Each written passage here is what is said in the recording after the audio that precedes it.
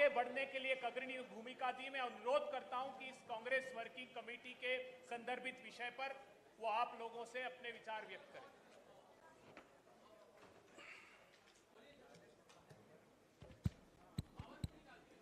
इसी करें उसमें। हेलो, आवाज आ रही है?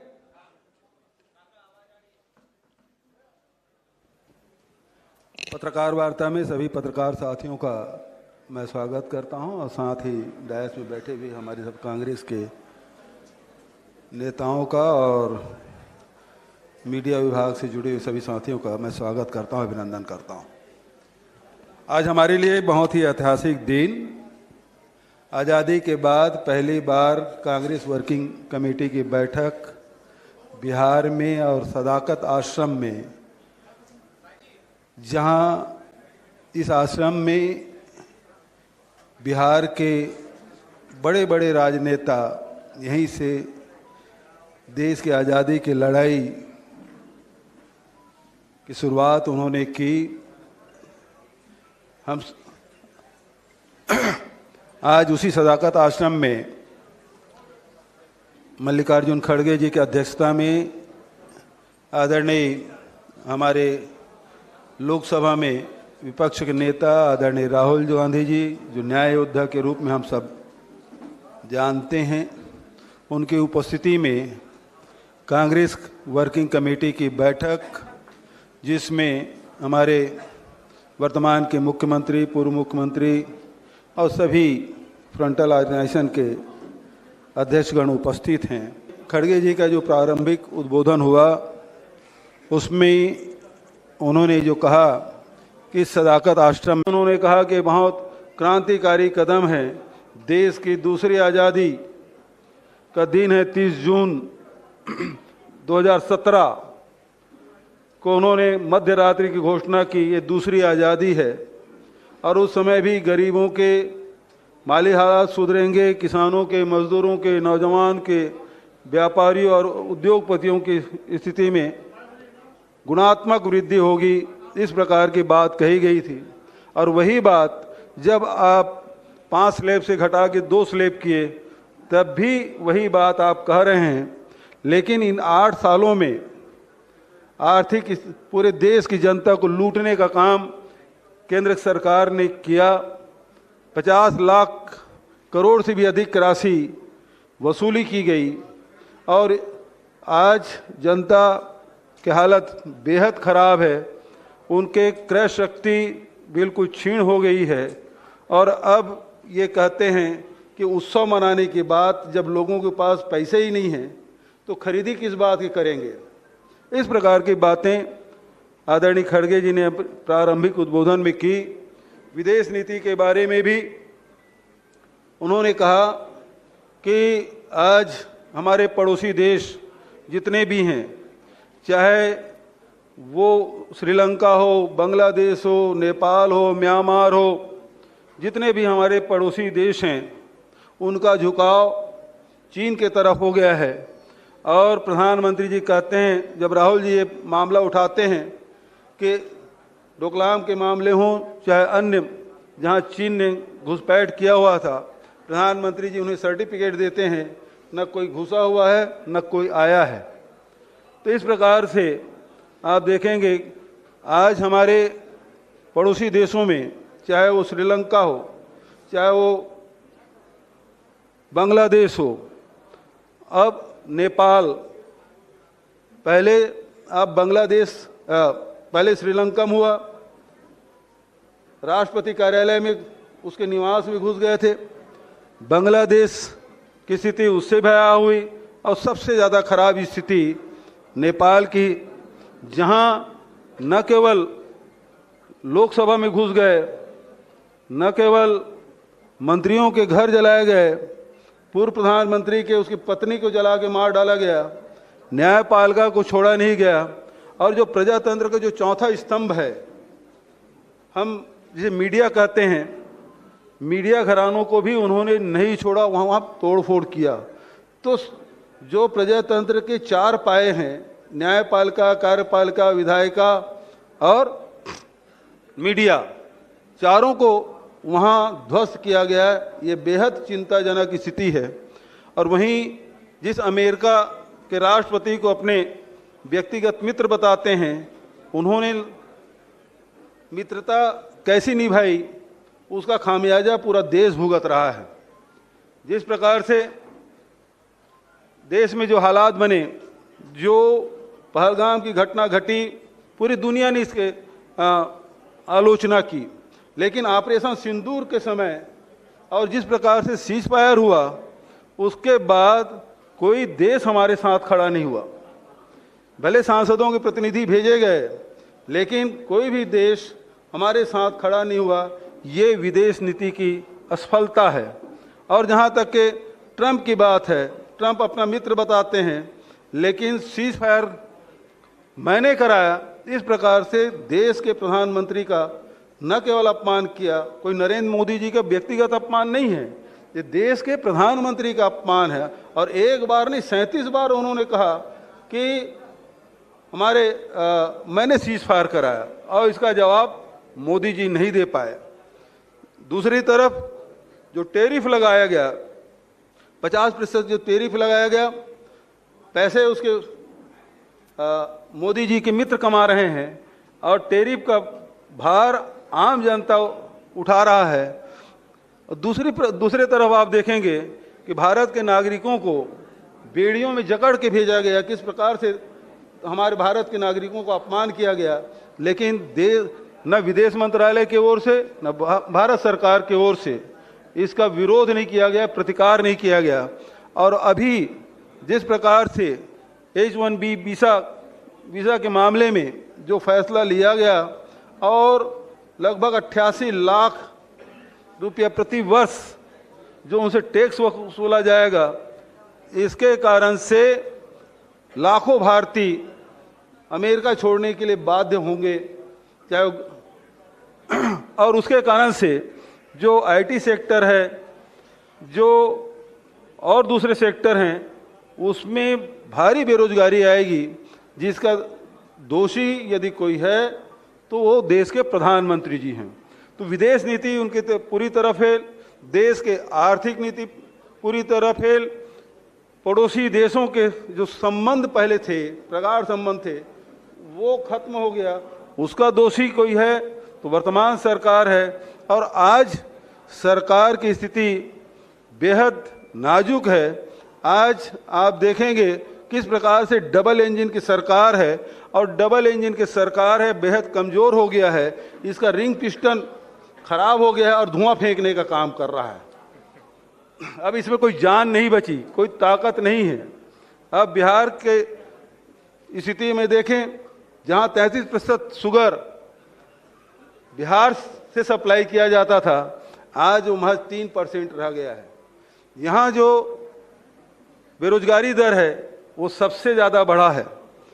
और इसी स्थिति में आपने देखा कि न्याय योद्धा के रूप में राहुल जी के कार्यों को आदरणीय खड़गे जी ने भूरी भूरी प्रशंसा की कि किस प्रकार से जातिगत जनगणना की बात वो लगातार करते रहे और भारत सरकार को झुकना पड़ा। लेकिन जातिगत जनगणना उसी प्रकार से होना चाहिए जिस प्रकार से विपक्षी दल चाहते हैं। राहुल गांधी जी जिन उद्देश्यों को लेकर जाति जनगणना की बात कर रहे हैं, उसके हिसाब से होना चाहिए, खाना पूर्ति नहीं होना चाहिए। SIR के मामले में भी जो कदम राहुल जी ने उठाया, जो कदम बिहार की जनता ने राहुल जी का साथ दिया, और कहीं निर्वाचन आयोग को बैकफुट में आना पड़ा, तो ये सारी बातें हैं। लेकिन एक बात और खड़गे जी ने जो बात कही है, जो हमारे प्रजातांत्रिक संस्थानें हैं जिसके माध्यम से प्रजातंत्र की जड़ें मजबूत होती है, वो सारे संस्थाएं कमज़ोर की जा रही है। चाहे वो कार्यपालिका हो, चाहे विधायिका हो, चाहे वो न्यायपालिका हो, चाहे ED और IT या CBI का उपयोग ये व्यक्तिगत दुश्मनी निकालने के लिए कर रहे हैं, राजनीतिक द्वेष के लिए कर रहे हैं।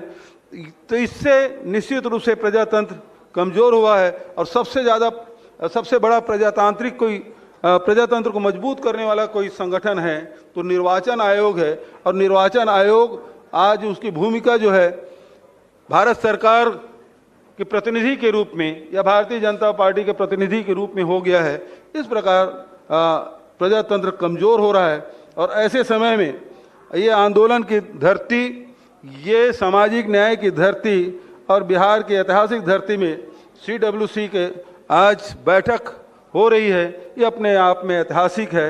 ये प्रारंभिक उद्बोधन में आदरणीय खड़गे जी ने की है। Thank you.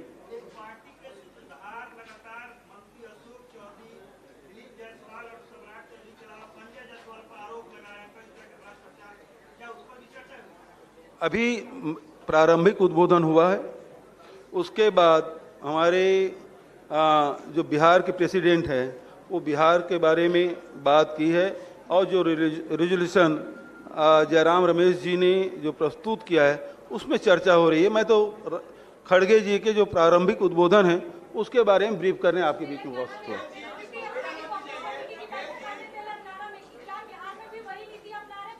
क्या चीज?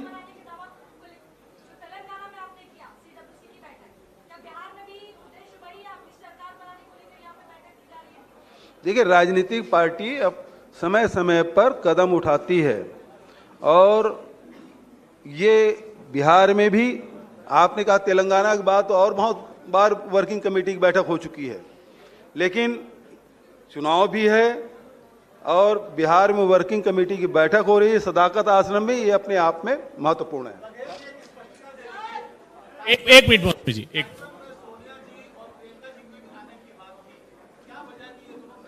खड़गे जी ने अपने प्रारंभिक भाषण शुरू करने के पहले ही इस बात का उल्लेख किया कि मैडम की तबीयत, वो मैडम आना चाहती थी लेकिन तबीयत थोड़ी सी ढीली होने के कारण से वो नहीं आ पाई। उसके साथ हैं मौसमी जी।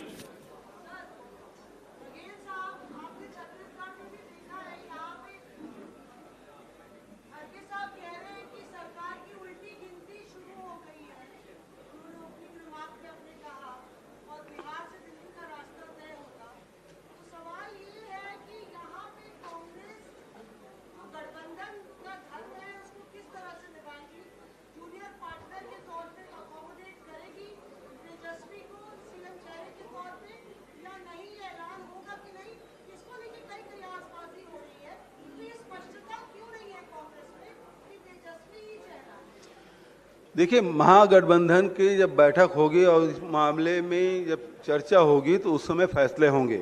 आज तो कांग्रेस वर्किंग कमेटी की बैठक है, ये महागठबंधन की बैठक नहीं है। जब वो इंडिया गठबंधन की बैठक होगी तो उसमें यह तय किया जाएगा।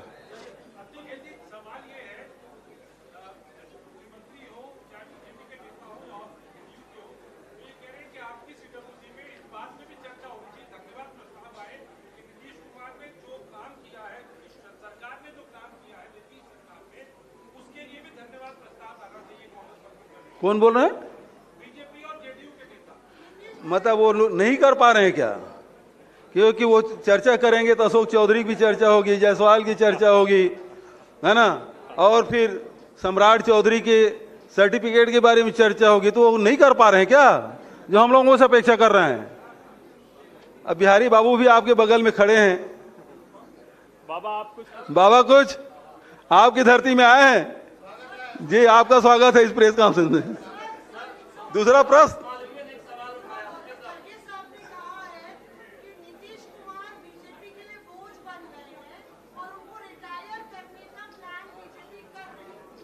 बिल्कुल सही बात। जो स्थिति है नीतीश बाबू के, हम तो चाहते हैं कि नीतीश बाबू स्वस्थ हों और सताई हों, लेकिन जिस प्रकार से भारतीय जनता पार्टी की भूमिका इसमें रही है पूरा बिहार और पूरा देश जान रहा है।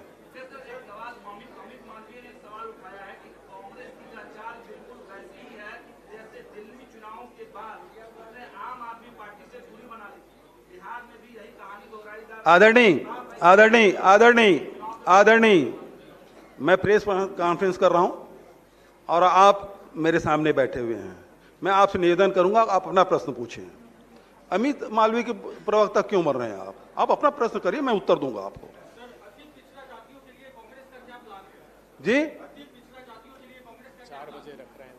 इस मामले में मैंने अभी प्रारंभिक उद्बोधन की बात कही है खड़गे जी का, और इस मामले में लगातार सब नेता आएंगे, बात रखेंगे। जो आपका प्रश्न बहुत महत्वपूर्ण प्रश्न है और मैं समझता हूं कि इसमें हमारे नेताजी शायद उसमें कुछ कहेंगे। नेतृत्व के बारे में भी मैंने पहले कहा कि महागठबंधन की जब बैठक होगी उसमें तय हो जाएगा। बहुत बहुत धन्यवाद।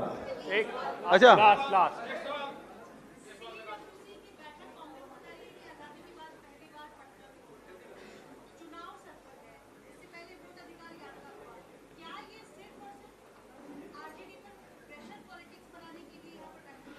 देखिए, जब कोई भी गठबंधन के कोई भी पार्टी कोई गतिविधि करती है, यदि उसकी ताकत बढ़ती है तो गठबंधन की ताकत बढ़ती है। यदि कांग्रेस मजबूत हो रही है तो निश्चित रूप से इंडिया गठबंधन की ताकत भी बढ़ रही है। कांग्रेस जब बिहार में इतना सक्रिय प्रदर्शन कर रही है, राहुल गांधी पहले 13 दिन बिहार में रहे, उसके बाद 100 से अधिक नेता नवाज पहुंचे हैं, तो क्या कांग्रेस बिहार में 70 सीटों पर टिकी रहेंगी या गठबंधन में सीटें आपकी? इस मामले में मैं उपयुक्त व्यक्ति नहीं हूं जिसके बारे में बोलूं। इसके बारे में जब इंडिया गठबंधन की बैठक होगी उसमें तय होगा। Thank you.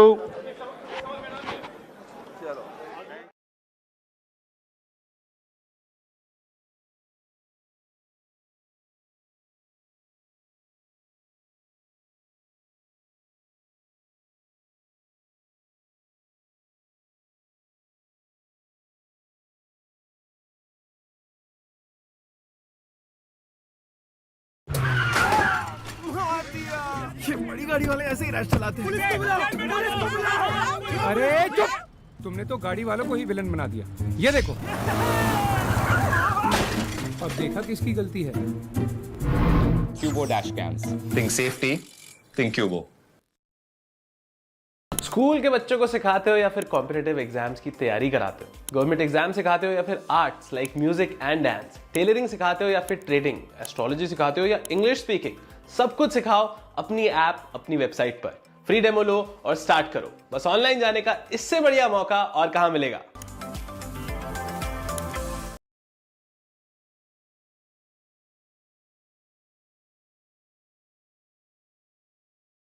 नमस्कार, आप देख रहे हैं आज तक। आपके साथ मैं हूं अंजना ओम कश्यप। 13 साल बतौर गुजरात के मुख्यमंत्री और 11 साल देश के प्रधानमंत्री। प्रधानमंत्री नरेंद्र मोदी 75 साल के हुए हैं। उनकी कामयाबियां, उनकी चुनौतियां, सफ़र कैसा रहा। एक ऐसी शख्सियत जो देश के गृह मंत्री भी हैं और इसी के साथ साथ शायद प्रधानमंत्री नरेंद्र मोदी के पूरे सफ़र को सबसे करीब से उन्होंने देखा है। हमेशा कहा जाता था कि प्रधानमंत्री कुछ कहते हैं तो फिर रास्ता अमित शाह जी निकालेंगे।